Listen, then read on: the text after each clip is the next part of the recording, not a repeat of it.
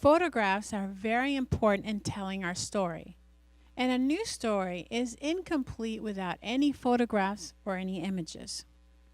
And in fact, the first thing people see before reading something is usually they go for the photographs. Don't you do the same? That's exactly what happens. The photographs draw the reader to read the story or the news article. This morning, I got this in my box, and it's this picture of a church member. This picture actually was taken by a photographer who went to one of our events in Cuba, Adventist photographers, last year. And this picture was submitted to Adventist World, and they feature his picture. So when I saw this, I immediately saw his picture, the face, and then I'm like, oh, that's Adventist World. So that same happens if you get the newspaper. You're always drawn to the picture. If you look through a magazine, if you even go online, you surf online, you are taken aback by pictures. So pictures are very, very important for our news stories. So you cannot have a story without a photograph. Impossible. Cannot be. A good photograph requires a camera, an operator, and planning. A lot of times we think, oh, we just snap, snap, snap, snap. When it comes to news, taking pictures for news stories, we need to have a plan because we want to highlight the story with the pictures that we can get. So the best camera that you have is what? The one you have at hand. It could be a high-end camera like this one. It could be an instamatic camera. It could even be your cell. But the most important camera you have is the one you have at hand. You don't have to go for fancy. You just have to really look and set your pictures so they can complement your stories. Of course, it's ideal to have a high quality camera with good lenses.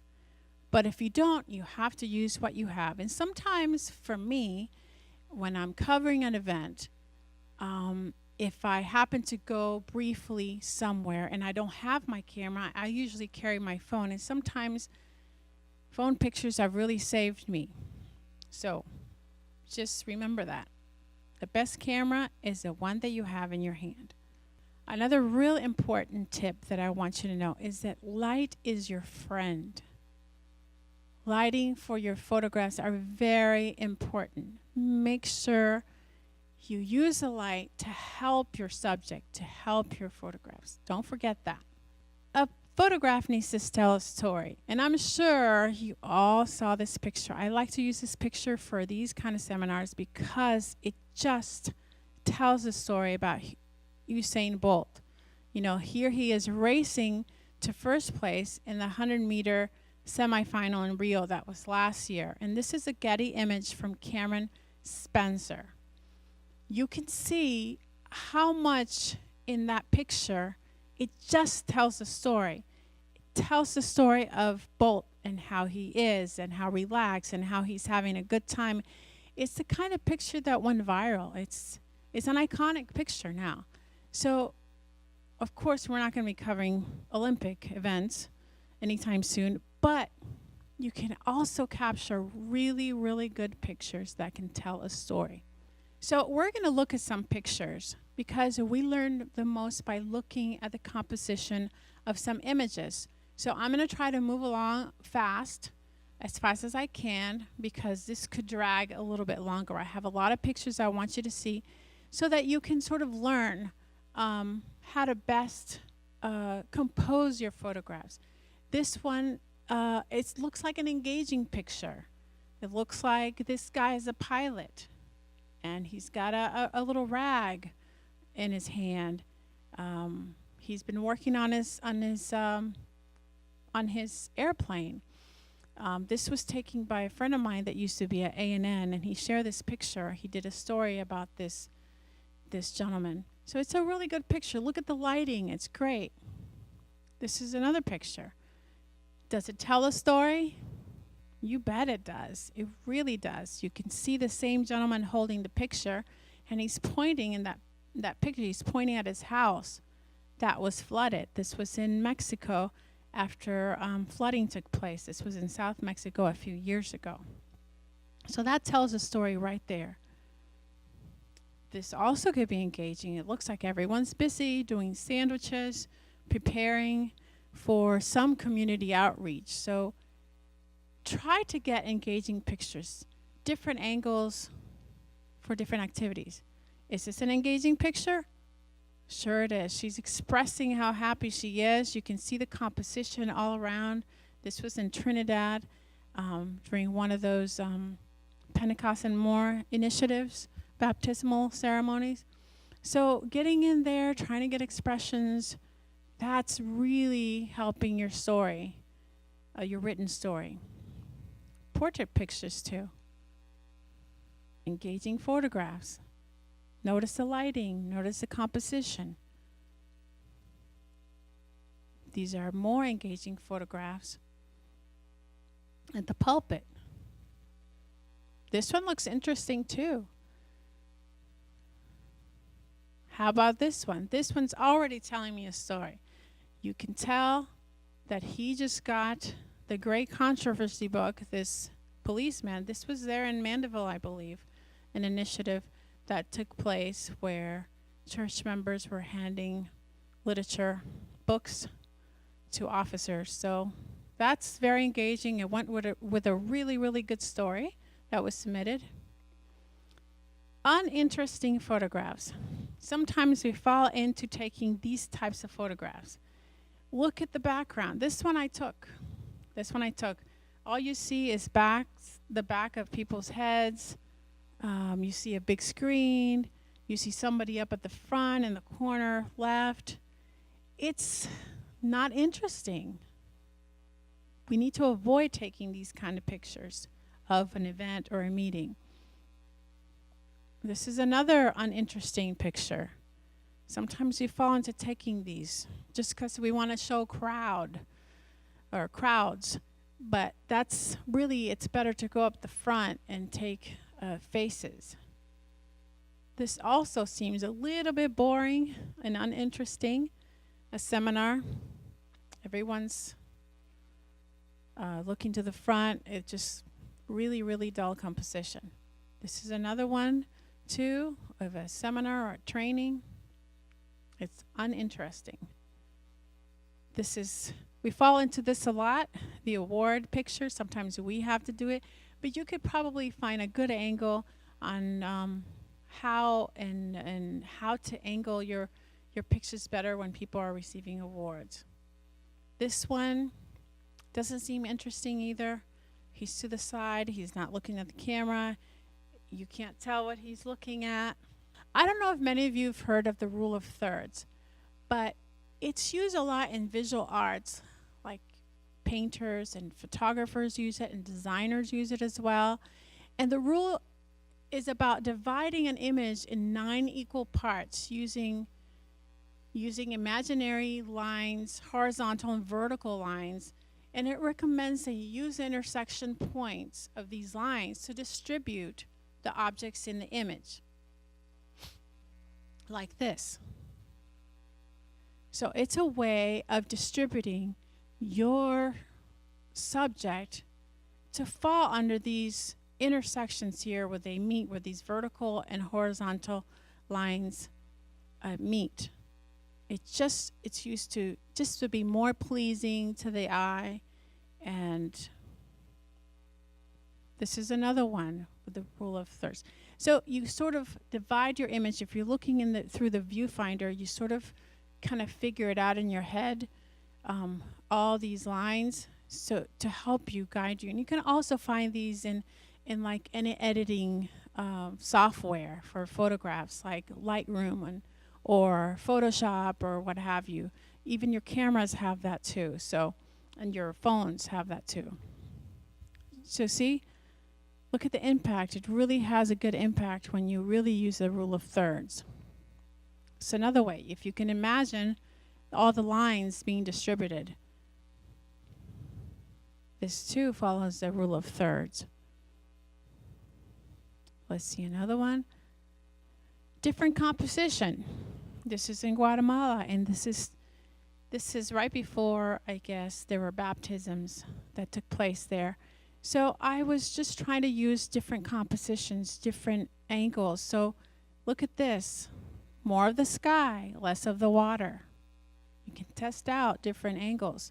What do you want to highlight? More of the shallow end than the sky and the mountains. Different angles.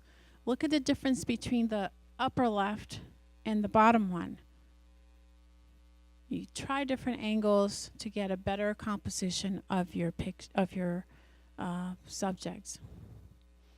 What's important is backgrounds. Sometimes we forget that backgrounds really make a big difference, and sometimes we don't realize the kind of background that we've shot until we look at the pictures. So it's important that before you shoot pictures, you sort of look at through the viewfinder and you try to see what's obstructing behind, what's going to make a better image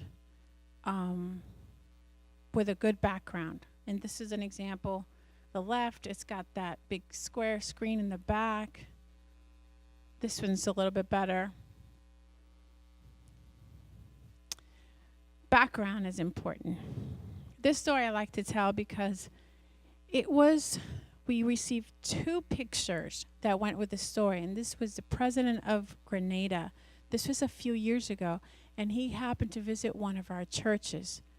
I think it was during the week that this took place, and so I had spoken to the person before. She had told me they were going to have the president come in, and so I told her, I asked her, please have some pictures. Make sure you have some pictures. So maybe they didn't get to the church on time to check it out, but she sent me this picture, and what can you see? You see all kinds of flag posts. You see the microphones. You see the fan. I don't know how much lighting there was in that church, but way in the back is the president. It's not the best thing, and it sort of really hurt the news. I mean, it was such an important news. So before an event or activity, take time to think about what photo would complement your story. If there's an initiative, a march, try to learn where exactly the march is going to take place. Try to see what the lighting is a few minutes before the march takes place. Position yourself, ask yourself what photos could best illustrate this news story. Visit the location of the event. What is in the way? What is a good angle? How is the lighting? All that kind of stuff. This is another one where you have to check the background. You can see the flag posts in the back. You can see the fans. You can see a guy looking to the side. Somehow, it's okay, but we need to strive to really have the best photographs possible to illustrate our stories, because they do tell a story. You're drawn to that story, and then you're distracted by everything else happening that you miss that moment where someone from the church is honoring him with an award, and you see his face. So this is what we were able to come up with to go. You can still see the fan and the microphone stands, but it's the best that we could do because it was a good story. It was a good visit. This is something else that we need to. This is checking our background. You see the microphone sticking out of our head. Sometimes you have trees sticking out of people's heads. So we need to try to make sure that we are very aware of what's in the background, what's going to show up. And the good thing about it, if you have a good camera or even your cell, you can always shoot a picture and just check it out and see how it came out before you take more or you take better shots. There's another picture there that the background wasn't all that great. You got a microphone sticking up and another one down. So these are things that you need to look at when you take pictures. See, this is a little bit better. There's a mic down, but it's better than the ones before. Check our background again. Is it too bright? Does it have colorful things in the back? Is it distracting? There's a mic kind of, it looks like it's sticking into his cheek. So check things out. It's good to take photographs of expressions. Expressions are good. It just sort of gives us a warm feeling. It could really illustrate a story. This was about honoring some former church workers from throughout Inter-America a few years ago. Expressions are really, really important and really tell a story. You're drawn by the smile, by the greeting. This was in Cuba. Expressions too. This is Camp Paris kind of images. We saw this one. Expressions are wonderful. Not just the main person that was being baptized, but all the ones around. Everyone's happy. That was such a perfect picture for that story. I really liked it. One of my favorite pictures that someone took for us during an event. Taking pictures in context. This is another initiative we had a couple of quinquennials ago that we're praying. So it's good to put that whatever initiative we have in the context, in the foreground. This is a recent one from Haiti. I don't know if you can see, but in the far is the stage, and it says, Lord, transform me. It happened a couple of weeks ago in Haiti for the baptismal ceremony. So setting up this picture was planned, obviously. I went around, there had about 5 different pools, and so I wanted to show that Lord transform me. I wanted to show the screen, so I positioned myself where in this pool where baptisms were going to take place, and I sort of asked one of the pastors to kind of look this way or face this way so that I can get that good picture. And so I just shot some pictures while they did the praying and the baptizing. So pictures in context. This is another one too. It shows what kind of initiative it was. This is another one in context. It already tells a story. Can you tell what the story in this picture is? It's about a street that was inaugurated called Elena G. de White, Ellen G. White, there in the Dominican Republic. That was in La Romana. Pastor Wilson happened to be there for some meetings, and so they went ahead and inaugurated the street. So that kind of told the story. It was a main street. You can see the storefronts back there. You can see people from the street and church members celebrating. Some more pictures in the context. This was one of the Camp Paris held in Mexico. So it had over 20,000 campers. So this was good to showcase how big it was, how many leaders, and how many kids came from all throughout Inter-America. Another picture in context. If you look at this picture, you see the little girl.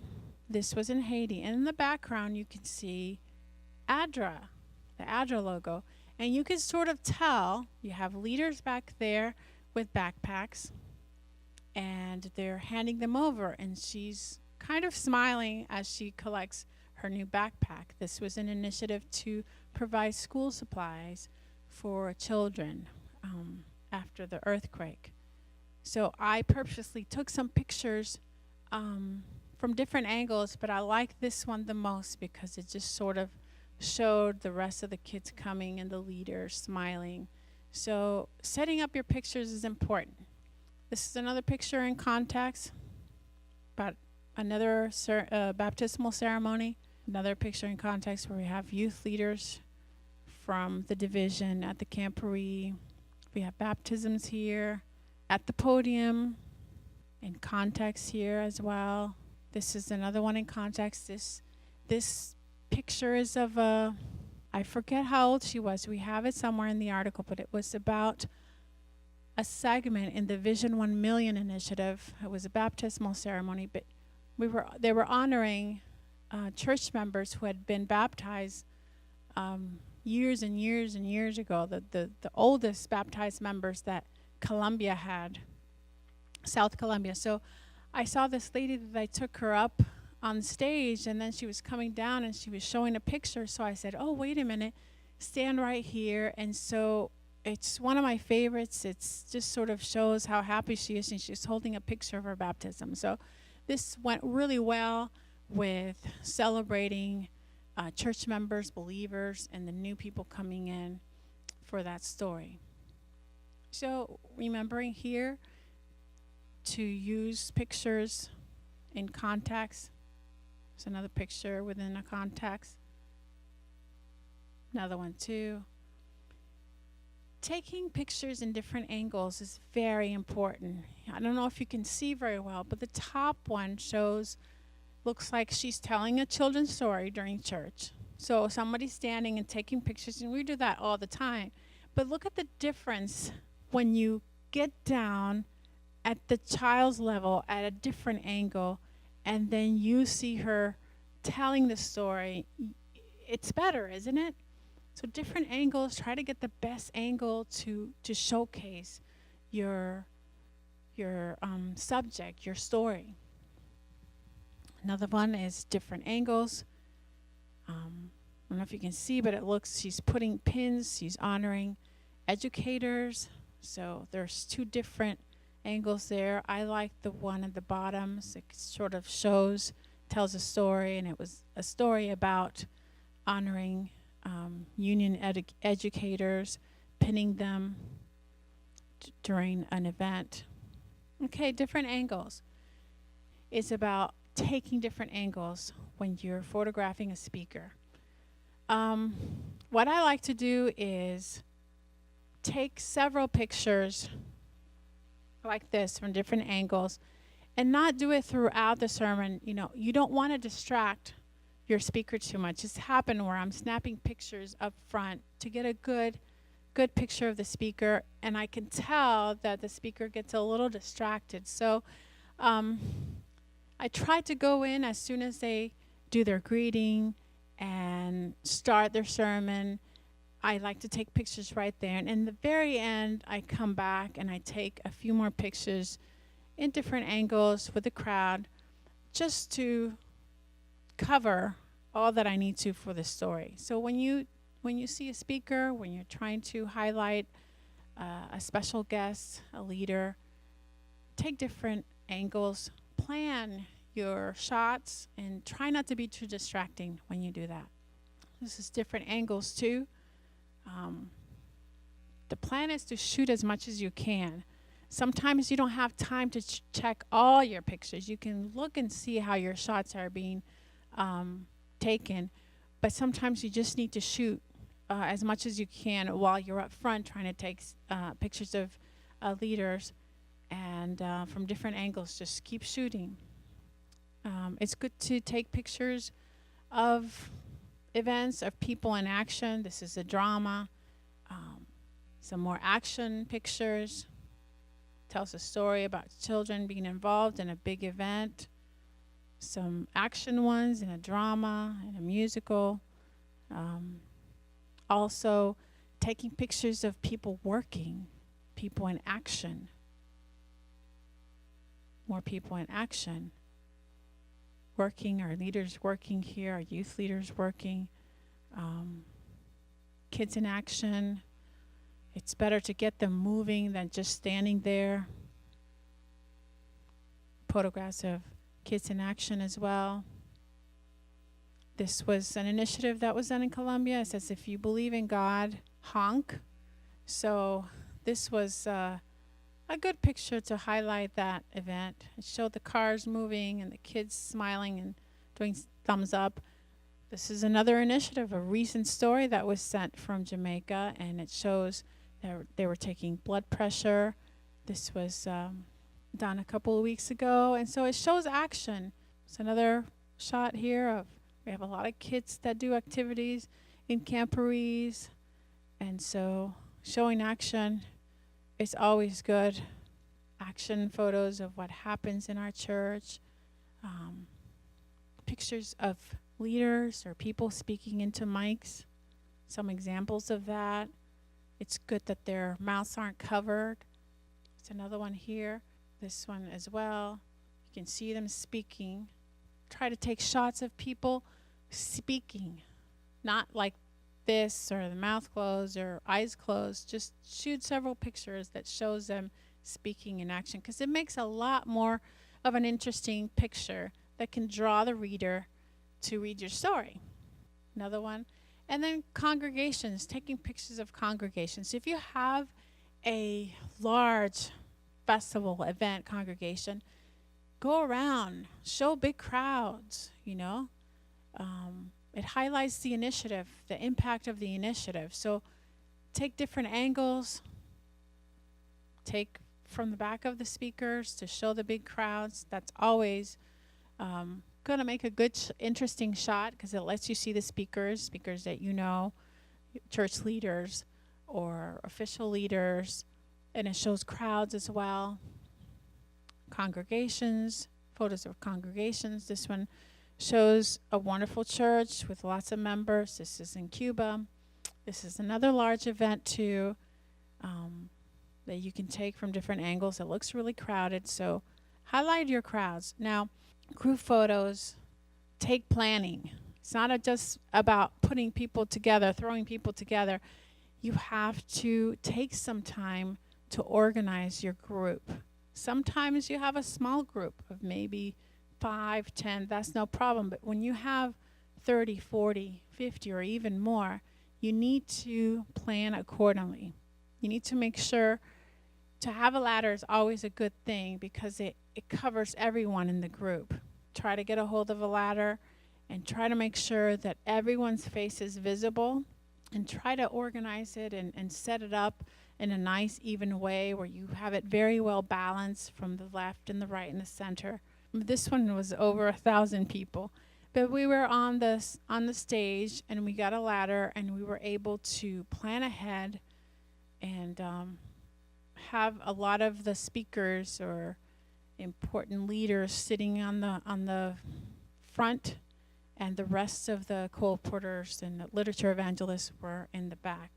That took some planning, but even if it's 5 or 1,000, you still need to plan your group shots, because it's part of your event. It's part of what you want to highlight, so it's important to do that. Here are some more group shots you can get ideas from. Once you have a nice group shot, it looks better, it's composed better, and it goes better with your news story. Okay, so here are some drive-by photographs.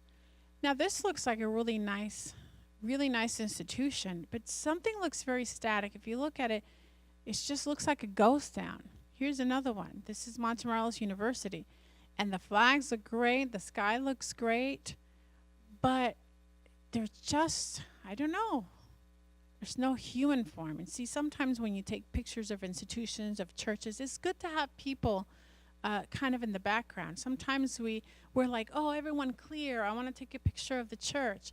But you can throw in a little bit more life into it if you have a person walking by or standing by. It's good to show movement, life. It's not just a building or a monument or whatever, or a sign. Here's another one. If we're taking any kind of pictures of an institution, a church, a center, it's good to have life around it. There's some leaders here. This is a church in the Dominican Republic, and there's some leaders there. It's okay to have cars. It's okay to have leaders. It actually makes a more interesting photograph. This is also another picture of an institution, and there's people touring and looking at it, and it looks great. This is a dormitory as well. There's a lady going into the dormitory there in Cuba, so it looks more interesting to have someone walk by than no one, because it just looks plain and it looks like a building. Here's another one, a building. When you take pictures of people praying or in prayer sessions, it's good to bring in and see. Those make for good pictures if you have a story on a vigil or on prayer sessions or a convocation or any kind of event. A lot of our events all of them are very spiritual, and prayer is a big part of them. So highlighting that kind of showcases what we believe in. It lets our church members know that we still pray a lot, that we still ask the Holy Spirit to guide our events and help in our initiatives. So photographs of persons praying, it's always good to have for your stories. More pictures in prayer, our members praying. There's other ones where you can see a lot more people praying. In meetings, sometimes we have a hard time taking pictures of meetings, but again, check out different angles, what works best. Go everywhere and try to tell a story about leaders meeting and making decisions, whether it's at your church, at your conference, any kind of level you're at.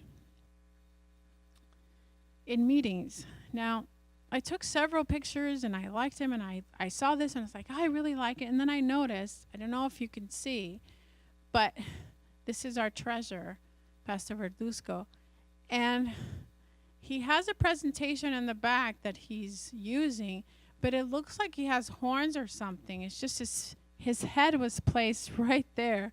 So watch out for those things. That's why it's good to have a lot of angles. Take a lot of angles. This shows a little bit more of the closeness here. These are people, our church members in meetings or in events. Okay, so I don't know how you share your photographs. A lot of people share photographs through Facebook, a lot of churches, and they're good. You know, we need to share pictures, we need to share stories in whatever media we have available. But sometimes on Facebook, or most of the time on Facebook, the pictures are very low resolution. And so what we recommend is that you have, or your church has, a photo gallery. We really like Flickr.com because it's not very expensive. You can open a Flickr account for your church, you know, and you can have high resolution photos that can be shared for world publications and future projects. Now, the annual cost is usually $24 to $30, and it's unlimited space, so it's really worth it because it also works as you're documenting your history, and you have these pictures there for whenever you need access. So we use that very much. Our photographs for news require high resolution, at least 300 dpi. So that's something to consider when you're taking pictures and uploading them. Flickr also allows you to have photo credit for your pictures and the date and all that stuff. And how we set it up is we have our Flickr account, and we usually put the place, like the location, the date, and then the photo credit. And of course, the description of the event, the title of the event. So it really helps you keep these photo libraries, these photo galleries, so that you can have them there and you can go back to it if you ever need to highlight an event that took place or promote it. So it's important to have a photo gallery. We recommend Flickr. Maybe you have one that works better there where you are. And we recommend that you don't put any logos on photographs. I don't know if you can see on the top left and top right of this photo, it's got a lot of little logos and information. Those need to be out because that's why you have photo credit, to have who took it and all that stuff. The same here. Any photographs that you have, make sure it has no logos on it or watermarks. Practice. You only get better at photographs when you take a lot of photographs. But it's important that you study photographs, you know. There's so many media outlets there that feature so many good pictures. The National Geographic has really great features, and you can learn how to set your subjects better. You just learn how to eye things better by just looking. The White House has some good pictures. Reuters, CNN, and more. You know, I'm sure you have some where you are, but look at pictures, study pictures, you know, ask the opinion of other photographers to look at your pictures, see how you can do better, you know. If you don't have a camera to cover your news event, there's always someone at church, someone with good equipment or just even a good cell that can help you cover a news story. So it's important that we use the tools that we have at hand to photograph for our stories, you know, and you just practice taking photos. I don't know if a lot of you may be using Instagram, and that's another real good resource where you can look at photographs and learn about how to take really good pictures, get inspired by it, and become a better photographer and a better storyteller. But Instagram is like a free photo and video sharing app that allows you to share videos and photos, and you have followers. You can follow other people and see what they're doing. So practice taking photographs. Remember, they're the voice to your news stories as well. Don't forget, challenge you to seek out stories, to continue to be committed, to be passionate about being content generators. You know, the church really needs you. It needs your writing skills. It needs your photographs. It needs your storytelling. So I encourage you to continue. Try to every week or once a month at least have a story, share a story to your church, to your conference, to your union, to your division, so that we also can be part of fulfilling the mission of the church. We're called to share. We're called to build bridges of hope, and we can do that with the tools that we have at hand, whether it's a cell, whether it's a good camera, through our social media. But don't forget, you know, we have a responsibility to share, to communicate, to connect with our church members, to inspire them, to inform them, to connect and inspire our community members as well. So I challenge you to continue in this work, and we're all in this together. We're all part of a big network, and we're available. I'm here if you need to connect with me. You can talk to Nigel as well. Let's continue to grow as creative disciples, reaching everyone with whatever media we have available.